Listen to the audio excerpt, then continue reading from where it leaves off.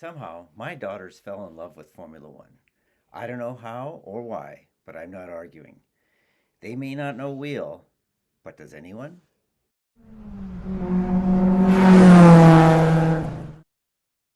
Hi, and welcome to We Don't Know Wheel F1. I'm Anne. And I'm Grace. We're two sisters who fell in love with Formula One. And now, every single Formula One race weekend, we force you all to listen to us talk about it. Thank you for being here. Thank you for being here. And we're two sisters who actually got to watch some Formula One together this past weekend. We did. Grace had We a will, quick little visit to Minnesota. the Got to watch quickest. quali together. I watched quali with you. I watched the race with mom and dad. So fun. I may have taken a shower in the middle of the race and then come back to it and been like, what happened? And was told nothing. You, I think, made a pretty good call there on I the know. timing of your shower. How did I get so lucky?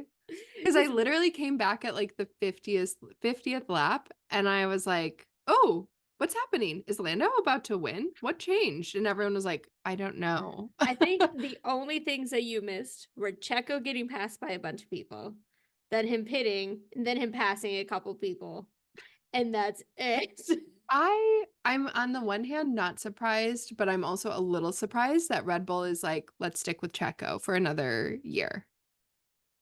Because I'm like, Imola is I just think Checo's good. I'm just also like, I think when I look at the whole grid, I'm like, I think you could maybe upgrade. well, I mean, who would you upgrade with? Carlos, obviously. Well, But my theory with this yeah. is that there's some like serious underlying not good stuff between Yos and Carlos Oh, for Sr. sure. But And then I it's, think that's one of Red Bull's big hesitations. It's either that or they think there's an actual possibility Max is going to leave sometime this year or next year and they want continuity and Checo's continuity. that actually is more realistic to me. No, because I'm not even like, I'm gonna leave Carlos and say, just looking at the grid, I do Mm-hmm. think, I mean, obviously no one's contract is up, but we've all seen what that means. So no one and everyone. So I guess I'm just like, I think you could even, I don't know. I'm like Yuki has been so good this season. I'm like, even that alone makes me feel like maybe you should be thinking about giving him like an attempt at a drive next year. How is Red Bull not rating Yuki more I know. highly? I And mean, and it's not okay, even just this season. Last season, overall, he was so good. And like, not every race was great, but when you look at the entirety of the season, he beat all three of his teammates. yeah. And it like, well, weirdly, Lawson is the one that it was closest with. Yeah, that's the other thing is like I feel like Lawson should be getting a drive. I don't know. I think Yes. it's a little time for some things to shake up and move Yeah. around. And it feels like number one, I feel like I've heard less from Christian Horner in the last Oh two yeah, because months. there's no good way for him to be Yep. But talking. it feels like Helmut Marko really does not rate Yuki very highly. I know. Which I like. If you don't rate him that highly, why have him in your driver program? Unless it's just because you're like keeping the sponsorship with Honda. Yeah. But it feels like other people outside of Red Bull and Helmut Marko are taking more notice of Yuki, which makes me very happy. And it sounds Yeah. like he is looking into some other possibilities for himself, which is very good. And like if he ended up at Williams, I feel like that would be awesome. Um I could see him ending up at Haas. Like Haas likes a wild card. That'd be fun. Yeah. Um I think I him, yeah, that would be a good one. I think he needs to get out of EPCARB if he wants to do Yeah, something, I agree. unfortunately. Yeah, it's just like, I don't know. Well, and maybe like, because what I saw was that Checo was offered 1 year and countered with an ask for 2 years. And Yeah. I do wonder if maybe Red Bull's move is to be like, sure, we'll get a contract with you, but maybe that has an easier out. Because I've heard that his contract Yeah. right now is a bit ironclad. He can't get moved Mhm. to V Carb or anything. Yes, he definitely has written his contracts where he's not able to be switched from Red Bull to VCarb. Yeah, I could imagine him doing a like it's a 2-year contract, but Red Bull has the easiest out ever. Or not maybe easiest out ever, but something along those lines. I don't Yeah. know. It was not a good weekend for Checo, It was not a good weekend for Checo. but it's the first really not a good weekend for him. Out of like when you compare to how many he had in a row last year that were really not good. And Yeah. like this could be the start of a pattern like that. But right now it's only the one. Well, I I'm think trying also to to remain me, hopeful. I know you're a Checo fan. I'm not anti-Checo. I'm just like, I think last year he had such potential to really like challenge. And I feel like he's He's given up on that. just, yeah. Mhm. And I don't know. It's been It's so long since interesting. he even felt like he's been close to a win. Yeah. Mhm. Yeah. Even when like Max was out in Australia, he wasn't Yeah. really even close. Okay, let's talk about Lando Norris. Let's talk about Lando Norris. After we watched qualifying, we made mom watch Chicken Shop Date with Lando Norris, which she was like, Her face was just like, I don't get this. what's going on? I don't understand. Yeah, love. Um, do you think he would have won that race if given 5 more laps? 5? Yes. Yeah, 100%, right? Yeah. I'm like, I think he needed minimum like 3 if we're being realistic. The track is so hard to pass that Yeah. even though he was at that like 7/10ths mark, Mm-hmm. between there and the like 3/10ths where you need to actually be to pass Yeah. is a like that can take drivers 10 laps to get there. Yeah. Well, and I was wondering if it was going to be like a photo finish at the end. I was like hoping, like, come on, make a lunge. But no. Have been so fun. Now, okay, my bigger question is, do you think there's a possibility that this year turns into an actual battle between Max and Lando like 21? I hope so That would because be epic. I mean, I think it will take a lot on McLaren's end, but I think Yeah. it will hopefully be a season where they're battling for wins. I think Yes. unfortunately Norris is already so in the hole that his ability to really win the championship will be very difficult. He would need to have a string of runs where Yeah. Max is like not always finishing second. Yeah. Like he needs a DNF or two from Max, probably. Yeah. If Max DNFs twice, Lando's right back in it if he wins a bunch, Yes. several. That's a bigger question. Yeah. But I mean, how many times has Red Bull DNF'd in the last 2 years? Like twice. No. Exactly. What do you think? Now, I think the larger question on my mind is if that happens, are Lando and Max going to be able to still remain friends? Or That is okay. see a Lewis and Nico implosion? I saw a TikTok that I was loving that was basically like Verstappen this, like Carlando that. Nobody has the guts to do it like the original, what did they call him? Like Mercedes. the Brosades. And the fact that they were like best friends, like they were Carlando level, like Oh, yeah. friends. And well, they like do not deeper than hang out. Carlando, because they had become friends in the junior categories, like Yeah. really good friends growing up. Yeah. To ruin your friendship for F1 is like so unhinged.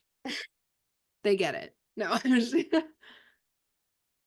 you imagine losing a friendship like that over your career? no. I mean, a little bit. Sometimes it just happens in surprising ways. You know what I mean? Like, it's Yeah. like it sneaks up on you where, like, I don't know. I think, especially in jobs, that can be true where you're like, you're going along and you were good friends. And then suddenly, like, you're like, why did you do that thing? You know what I mean? I'm sure Yeah. it's the same in teaching, and it's like subtle stuff. And then suddenly you feel like, I wouldn't do it that way. That seems wrong. Or, And oh, you're not exactly like what I thought you were like. yeah. Mhm. And sometimes the people that you're like the closest with can be the hardest. Mhm. Like, you can have your most intense feelings about the people who you feel the closest to. Oh, 100%. So Mhm. the fact that they could have a full-on breakup means they really were close.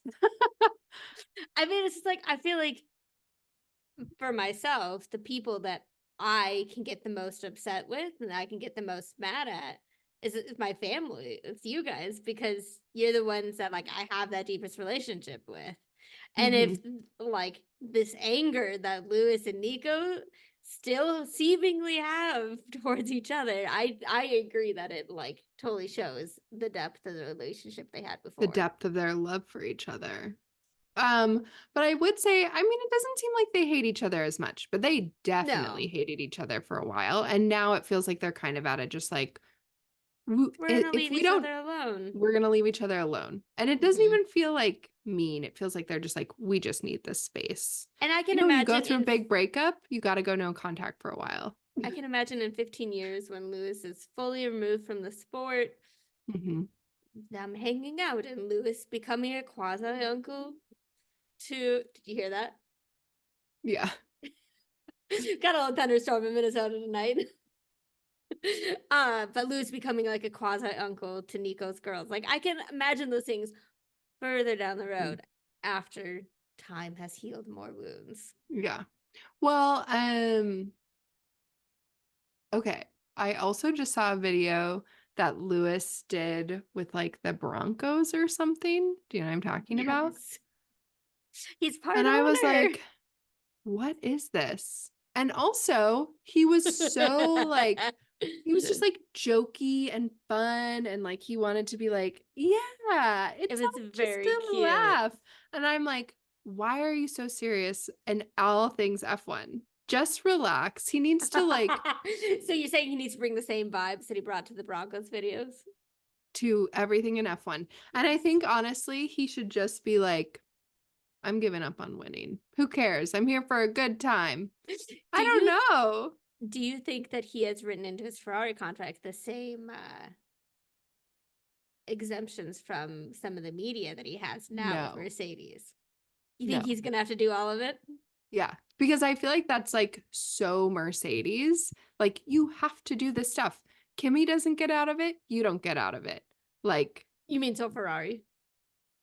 yes. Thank you. That's so Mercedes. Like, you have to do like Ferrari is like, we are a brand first. Mm-hmm.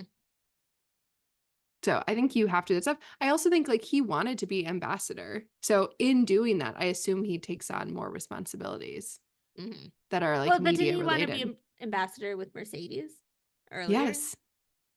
And they said no. So maybe he's been avoiding all that PR stuff because he was basically like, pay me for my time and energy. Like he's like, you're paying me to drive. You're not paying me to do PR. But he's like, if you'll pay me to do PR, I'm there, baby. Mm-hmm. But also, I do feel like I'm interested to see, supposedly, he had stuff written in with his Ferrari contract that allows him to like talk about causes that are important to him and being an ambassador. I And remember so, hearing there was speculation that the like Ferrari owners slash just like Ferrari as a brand, part of Lewis's contract is that they're going to be donating a bunch of money to some of Lewis's like favorite organizations. In addition to this, well, this rumor was also connected with the like he's getting $100 million a year for his Ferrari contract. Yeah. So, one, who knows if that's true? Two, if it Great is assault. true, I want to see that. I'm like, show me their PR videos about women in racing. Show me their. I love it. Something that one of the podcasts I was listening to after was saying that I deeply resonated with is the realization that Monaco is coming next almost makes what Imola as a race turned into that much more frustrating because you know you're gonna have a repeat next weekend. Because Mhm. it was so hard to pass in Imola. And apparently they shortened the DRS this year for Imola, which is like it was already difficult to pass last year. Why are you making Yeah. it more difficult to pass? You should be making it easier to pass to make for a This- better, more interesting race. Wasn't that the whole point of the 22 regs? This really felt like it was just a race to be won on like pitting at the pit windows. I don't know. And either you'd go for the undercut or you have good tires and you do the long overcut like Checo did, and it's kind of questionable. I don't really feel like actually that worked better. out for him. Yeah, but he was behind Yuki, Danny, Hulk, Oh, yeah. You're right.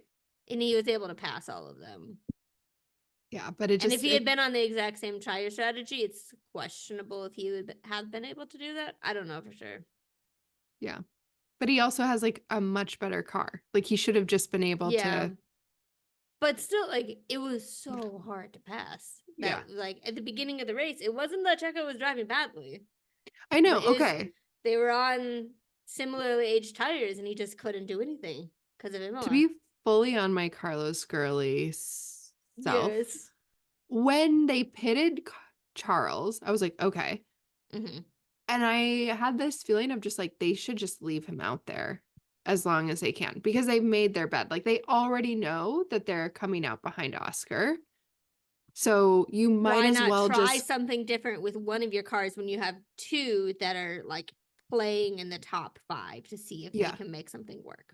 Yeah, I just felt like I was agree. like, I just don't see the world in which he's improving this. Also, because they knew Oscar's car was better, honestly. Yeah. And they knew that they had lost the track position. So like, just leave him out there because they left him out for one lap. I was like, that's like you the might worst. as well take him as far as you can. That's like the worst of both worlds. It is. It felt like that. Like I was like, but Carlos does not have the advantage of actually better tires. No. Yeah. It's crazy. And I don't think that Ferrari necessarily made like a huge strategy blunder when they called it's him not. in. It's just like if you had thought it through more, especially because they were running what, third and fifth when they pitted? Yeah, it felt reactive or second and versus fourth, something like that. Yeah, I agree. It felt reactive versus like actually that they had a plan. For sure. I don't know. But what do I know? I also don't know what was really happening with those tires and I don't know. So, yeah, not the most exciting race, not the worst. Qualifying, what was exciting during qualifying? I just remember being sad when Checo got out. Checo got out. The V-carbs It felt like are looking consistently good. And the Haas's are looking consistently good. But I feel like the kind of order of the teams has really kind of shaken out and become more clear of. It's Red Bull, McLaren is almost right there, Ferrari is almost right there. Then there's a gap, and then there's Mercedes. Then there's another gap, and then there's Aston Martin. And honestly, Lance Stroll is like the biggest issue with Aston Martin. No. He actually had a decent weekend. I know, but he is kind of like the consistent issue. You're like, if you had two Fernando Alonso, you would be Fernando Alonso though has had like this weekend was bad. Last Yeah. weekend was not great either. No, this weekend was not Miami. good for him. But that was like a one-off. That's not his everyday. He just signed a longer contract too, didn't he? Yes, he did. And then I was wondering, like, is he has does he have a long-term contract? Is he an ambassador for Aston Martin? I think so. Yes. Also, how have we not mentioned Alex Albon staying Oh, on yeah. at Williams long term? So happy We love for it. him. So Yeah. well deserved.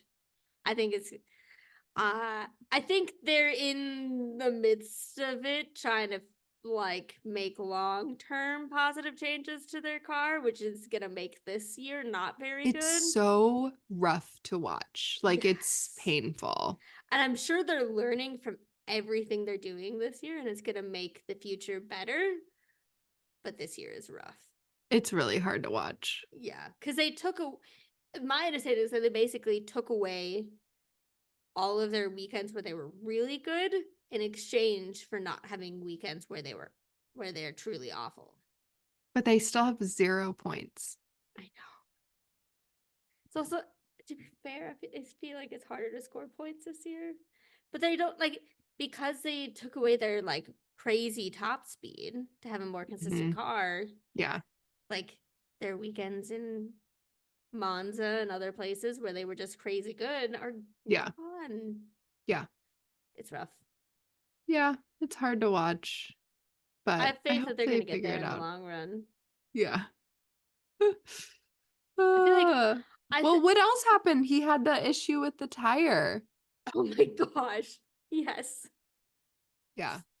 At least he That was was able a to keep real, going, unlike what happened to Haas back in oh my gosh. 2018. Well, that was interesting too. Yeah, when they were like, "Oh, he told them, so now he can get a penalty for it." I was like, "Oh my gosh." Well, what else is he gonna do? Well, they were like, some drivers wouldn't say anything. And they would just go really slowly around and come into the pits. I guess. I don't know. Like, But if your you team don't needs to say it know on that the you're coming radio. back in. I know. And why? It seems wild, but yeah. Yeah. But yeah. I think Williams is gonna be my new team that I cheer for. I'm always cheering for Williams. Williams, yeah. Yeah. It's always fun to root for an underdog. That's why I root for Ferrari. But yeah, no, it was not maybe the most flashy race. No. It's fun I think Italian races are really fun because I love the way that Yes. like the Ferrari fans are out. Did you hear all of them chanting for Charles when he was like getting out of his car and going up to Oh the my gosh. podium? There were many chants. And I also saw a video of them like breaking out and singing the Italian national anthem for him. It's love very that. cute and very Cute. sweet. I liked when he spoke Italian. Yes. Always sweet. Yeah, very nice. Yeah. Are you ready to have your heart broken for Charles in Monaco? Yes, I honestly am. I'm like, what's gonna happen? Okay, I feel like Carlos is really downplaying the car. I don't think he liked the upgrades. Yeah, well, / he's kind of convinced, I think, that something is not built right or is broken on his car that they just haven't figured out. You think so? That's what it seems that Carlos is implying. He's really convinced something was not right. Okay. I mean, I don't know. I could tell that he was basically like, there's something that's not working and coming together for me, but I didn't realize you think. I could be totally wrong in my interpretation, but I thought it was not him saying that, like, it wasn't something about him personally. It was something of like, something with a car is not right. Yeah, I guess I am hearing him say that. Yeah. So I'm interested to see how the Ferrari does in Monaco. I feel like Carlos was really downplaying it and basically being like, yeah, we're not going to be that good. The upgrades are not that big of a jump. Don't expect us to win Monaco. I mean, I Yes. don't follow Carlos enough as much as you do, so I did not hear him saying that specifically. Yes. But that's He straight up was interesting. like, no, the car is not that good. No. And I feel like Charles is like, I'm excited. And Carlos is like, no, it's bad. It's going to be similar to what we did in Imola. It's like, no, it's not going to be good. But then I think McLaren is like, we're ready to win. Interesting. But doesn't McLaren usually struggle with low speed stuff? Like low speed I don't know. I'm just corners? telling you. Just telling you. And Ferrari's supposed to be good in low speed. Like that's what they're really good at the last couple of years. Is low speed corners. Who's not good in low speed corners? That feels like the basics. Williams. Williams is going to win Monaco. That's my prediction. Alex is about to win Monaco in a Williams. Perfect. Heard it here first. Leave it there. Yeah. I don't know. I'm like Monaco, I always think is fun because it does tend to shake things up a little bit, even if it's not a good race for passing. Yeah. I mean, even like in the Mercedes years where Red Bull was only winning a couple races a year, it was usually Monaco was one of them because their chassis was really good, but their engine wasn't great. And it doesn't matter as much in Monaco. If there's a world in which we're seeing Max get beat again, it's Monaco. Mm-hmm. Well, and also supposedly Silverstone is going to be really good for McLaren. Okay. I'm like, Charles, give up on Monaco. You might finally do better, but just give up. He needs to somehow like unjinx himself by pretending like he doesn't care. He doesn't care. The problem is he desperately doesn't care. He needs to believe deep inside himself that he doesn't care at all about winning Monaco. And then he will win Monaco. Yeah. And I totally agree. Perfect. Yeah. But right now, and he'll bring Leo up on the podium with him. Yeah. Oh my gosh. I can't with that. That dog. I'm not a fan. Also, how does he have a dog? And Carlos, I feel like, is like dog crazy. But Carlos is like, my dog lives in the countryside and I see it on my days off. Honestly, I feel like that's better for a dog. I know. Oh my gosh. Also, Charles is a lovely person, but his dog feels like and looks like such a like rich person dog of like normal like people are not able to get a designer dog like this. You think it's a designer dog? I have no idea. I don't know that much about dogs, but it feels that way. It looks that way to me. Yeah. It's a small dog. That paired with the goatee situation, not my favorite. I hate the goatee. Take it away. I liked Carlos's mustache. I hate the goatee. And I like that Carlos can grow that mustache in like a day. Yes. Yeah. Well, we'll just have to tune in next weekend to see if Charles is able to unjinx himself. Also, it has Oscar now bought himself into the Leclerc Monaco jinx? Oh, because he thinks he's Monegasque? Yes. Yes. I hope so. We need to send the 5th place staging from Carlos over to Charles and Oscar next. Yeah. Yeah. Get them some good juju. Okay, I accept. Well, thanks for joining us, everybody. Like, comment, subscribe. We'll see you. Follow us on Instagram. Yeah, follow us on Instagram. We don't know wheel. F1. We'll see you after Monaco with hopefully a little more energy. And always for some fun. Bye. Bye.